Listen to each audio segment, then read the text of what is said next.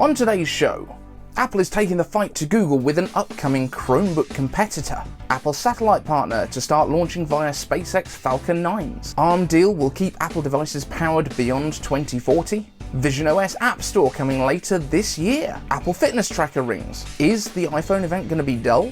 And would you Starfield?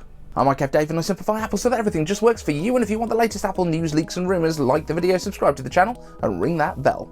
First up, Apple is apparently working behind the scenes on a dramatically lower cost MacBook, or at least a laptop computer, that would be designed to challenge those low cost Chromebooks. And let's remember, in most cases, those are just the minimum viable product able to run a Chrome web browser, which is basically the whole operating system on those things, with the vast majority of the computing taking place in the cloud. It's basically the modern equivalent of a thin client. So Chromebooks are really popular in schools where the hardware needs to be cheap and easily replaced. Yeah, repaired would be amazing, but replaced. Apple has historically done really well in the education sector, with Steve Jobs himself being very passionate about it, and with specific devices and configurations built precisely for that market, including the eMac, which was a CRT-based version of Apple's iMac G4, a lower cost 21-inch iMac, and the 128GB version of the MacBook Air.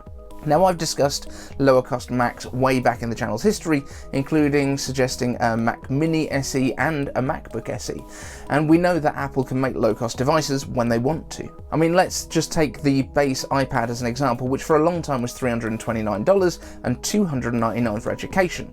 They had an A chip like the iPhone, a retina 10-inch-ish LCD touchscreen, battery, and a nice premium aluminium case, all for $299. So with a slightly bigger display, no touchscreen, and the addition of a physical keyboard, couldn't Apple make a laptop powered by an A chip for around the $500 to $600 mark if they wanted to?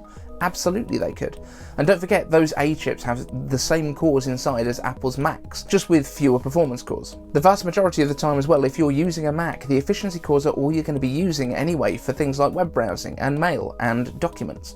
But the performance ones are there when you need them. So what would we perhaps sacrifice to get to that lower cost? I think the first place would be to look at materials. It would likely be a little bit cheaper on the materials side, but perhaps part of this is why Apple is experimenting with 3D printing of metals for the Apple Watch, which I believe some of these will be the stainless steel models that are for sale this year, which could well cut the production costs compared to the current CNC cut aluminium that basically is taken from a huge chunk, which is what produces the MacBook's unibody right now. Now, we've heard reports of metal construction for these, which could indicate that it's not aluminium that we're going to be using, but does it even have to be a metal frame? I could go for the return of a polycarbonate laptop for something like this if it kept the price low. Those 2007 things, the white ones and the black ones, they looked awesome. Now, the keyboard perhaps. Right now every MacBook has a backlit keyboard. That could surely be sacrificed, like our desktops don't get backlight. That would be a good way to cut at least a little bit of cost and some production complexity. We could also probably manage without biometrics in the device. Like, I'm back to using my Mac Mini as my daily driver, so no Touch ID, especially as I'm using the Hall Effect magnetic resistance keyboard from Drunk Deer. Great name, which you can find my review for just up there. But you know what? If you have an Apple Watch, it's almost unnoticeable in practice, because that does your authentication. Maybe it's not perfect for education machines, but they can do passwords. Oh, and here's one. Does it need to have a FaceTime camera? I'd argue no. While there's a lot of iPhone users that don't have a Mac, I'd argue that there's a very tiny number of Mac users who choose a different brand of phone. That means that continuity camera could just be the default choice, and even the back of the display lid could have a MagSafe attachment built right in. Slap on your phone and away you go. Those sensors are absolutely big enough to crop a nice landscape image from the portrait orientation. That's not a drama at all. Now, of course, the chip is cheaper, being an A chip, and beyond the reduced performance cores, the A chips from the iPhones would also have like half the graphics cores of an M chip. So would people be okay without external display support for a really low price laptop? Maybe not nothing, but like either limit it to mirroring, or like you can dock it at your desk and use just an external display instead of the internal one. Still up to like 4K, which would give you plenty of screen real estate for almost anyone. Hell, that's basically what I'm working on here. It's a 4K 40-inch TV. That's like 4 1080p 20-inch displays. That's not bad. Now maybe it would be like the iPad where the base models don't get the pro apps like Final Cut and Logic, but they're fine with iMovie and GarageBand.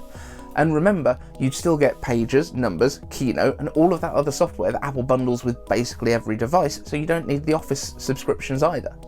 You could even use Back to My Mac to access a full-fat M3 or a more powerful desktop that's somewhere else in your house, or even over your network. But what do you think of that? Would you go for an eMacBook or a MacBook SE like this?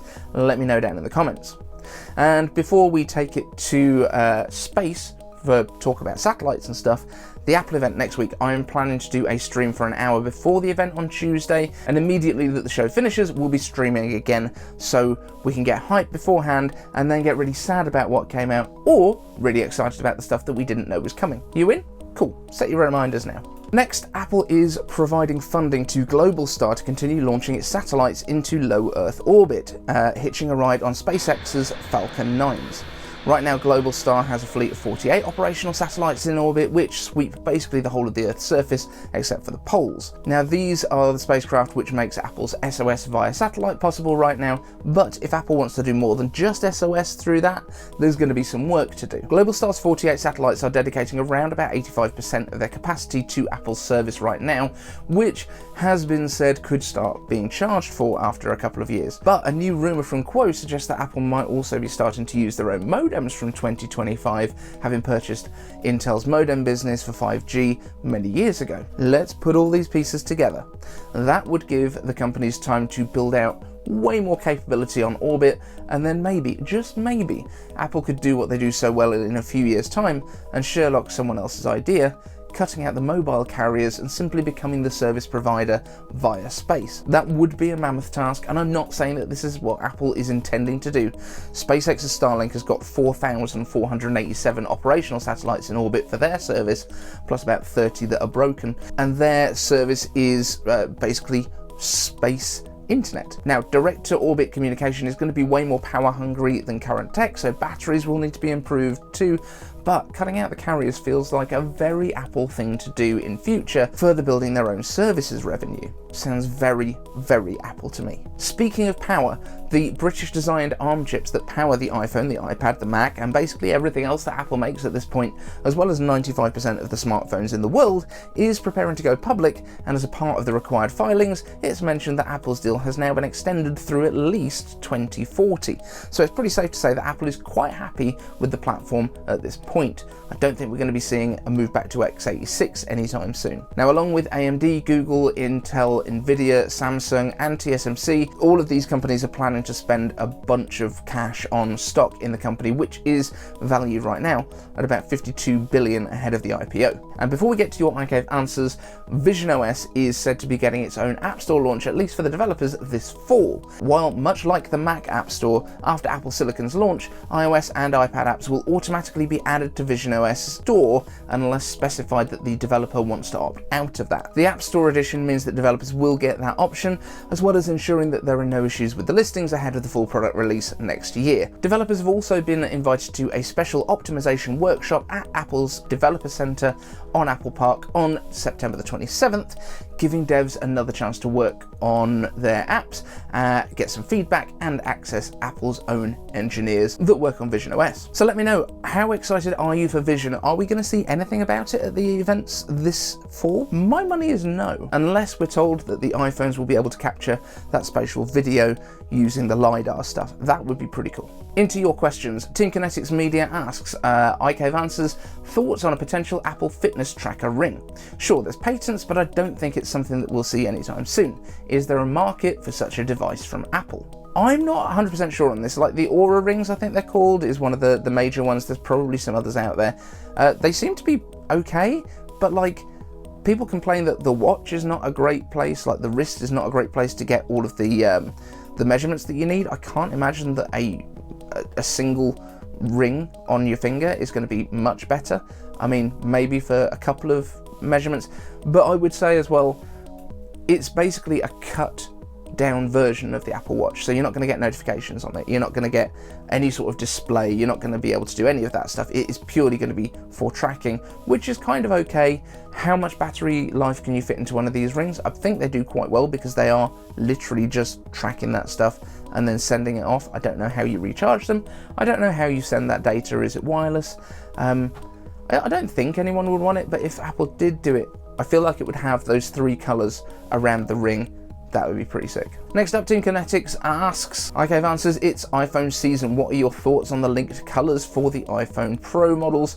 Are we going to get dull colours in September and better colours in spring to boost mid-year sales? Or are all the leaks completely wrong and we'll get cool colours immediately? I think at this point we probably pretty much know what colours we're going to be getting. The base iPhone 15 models seem to be getting very pastel light shades this year, which is, it's fine. Kind of reminds me of those colours that we got with the iMacs when they came out, where everyone was concerned that they were too kind of chill on the colours. Maybe. On the Pro phones, however, we get grey, we get dark grey, we get light grey, and we get sort of bluey grey. And yeah, they're dull, but this is also a new material, and I think that's one of the big issues right now, is that Apple doesn't have the technology, and I don't think the technology right now exists, to give you those really vivid colours on titanium. You could paint it and then kind of lacquer it, but then you're not going to get the feel of titanium.